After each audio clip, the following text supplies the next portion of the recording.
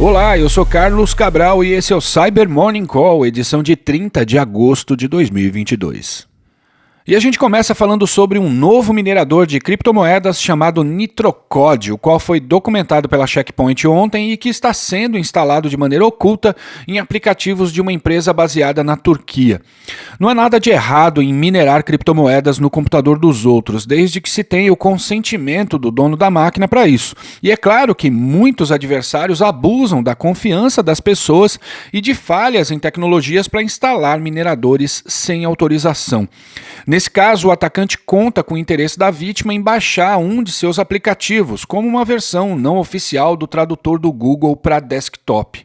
Os pesquisadores afirmam que, para evitar detecção da atividade maliciosa, o processo de infecção do malware é meticulosamente dividido em diversas etapas, executadas em longos espaços de tempo, com destaque para o fato de que o NitroCod só completa a atividade maliciosa por volta de 30 dias após a instalação do aplicativo, de modo a não despertar suspeitas. A cadeia de infecção se inicia, claro, com a vítima instalando o aplicativo e, para garantir persistência no ambiente, a aplicação cria uma tarefa agendada para ser executada após toda a reinicialização no sistema. Após verificar que o sistema foi inicializado em 4 dias diferentes, o malware carrega um dropper armazenado em um arquivo RAR protegido por senha. O dropper cria 4 tarefas agendadas no sistema para remover logs a cada 3 dias, executar o próximo dropper uma vez por dia, extrair o próximo dropper de um arquivo RAR a cada 2 dias e carregar um arquivo RAR a cada 15 dias. Após a criação dessas tarefas, a próxima etapa consiste em remover qualquer evidência dos estágios anteriores do ataque e esperar por volta de 15 dias para a inicialização do dropper. Segundo os pesquisadores, esse atraso inserido entre as etapas do ataque tem como objetivo dificultar o rastreamento da origem da infecção, ou seja, para que o usuário não faça uma relação direta entre a instalação do aplicativo e a atividade maliciosa. Após os 15 dias, o dropper checa se está rodando em uma máquina virtual, algo comum às estações de trabalho de analistas de malware, e valida se existem produtos de segurança que possam afetar o seu funcionamento. Após essa validação, o dropper cria uma regra no firewall local para que, ao ser inicializado, o payload final da ameaça consiga se comunicar com o servidor de comando e controle e receber os comandos que serão enviados ao minerador de criptomoedas, o qual é baseado no XMRig. E desde o final da semana passada que Montenegro vem lidando com as consequências de um grande cyberataque que afetou diversas entidades do país, envolvendo inclusive organizações de transporte, água e eletricidade.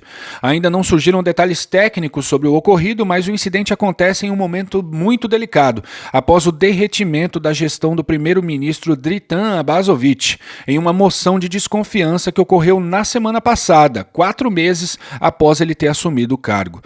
Segundo a apuração da Al Jazeera, a crise política está vinculada à luta por poder entre partidos pró-Rússia e pró-União Europeia. E evidentemente que a tensão política acabou resvalando na interpretação sobre o que aconteceu nos ataques do final de semana, de modo que membros da atual administração culpam a Rússia pelo incidente.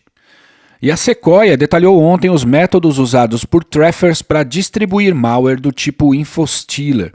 Traffers, soletrando TRAFFERS, são adversários que redirecionam o tráfego das vítimas para conteúdo malicioso operado por outros adversários.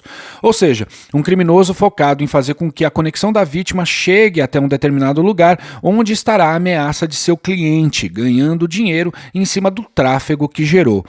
E para gerar esse tráfego, os traffers enganam as vítimas e as redirecionam de um site legítimo ou comprometido para um servidor, website ou conteúdo malicioso operado por uma botnet. Segundo o documento, esse tipo de cybercriminoso atua em sites ligados a criptoativos e plataformas de cassino online, de modo a infectar os computadores das pessoas com trojans de acesso remoto, mineradores de criptomoedas ou infostealers. A estrutura de uma equipe de traffers envolve um administrador que contrata outros cybercriminosos que geram tráfego para distribuir diferentes infostealers e fornecer recursos de automação, de criptografia para evasão de soluções de detecção e canais canais de comunicação entre os membros. Por sua vez, os membros do grupo recebem um bot no Telegram por meio do qual geram requisições e distribuem amostras de malware. Cada traffer é livre para criar seu próprio tráfego e distribuir o programa malicioso atribuído a ele, configurando sua própria cadeia de fornecimento. A forma de infecção mais usada consiste em enganar as pessoas e redirecionar sua conexão a partir de vídeos legítimos para conteúdo malicioso.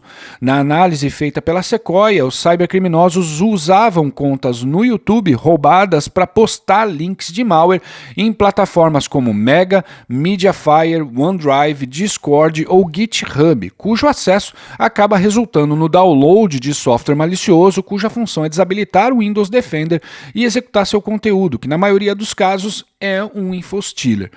Outras cadeias de infecção comuns são por meio de anúncios do Google, ou no Facebook, ou no Reddit, bem como por e-mails de phishing. Dentre os pacotes de malware instalados por meio de trackers, destacam-se o Redline Stealer em primeiro lugar, seguido pelo Meta, o Raccoon e o Vidar.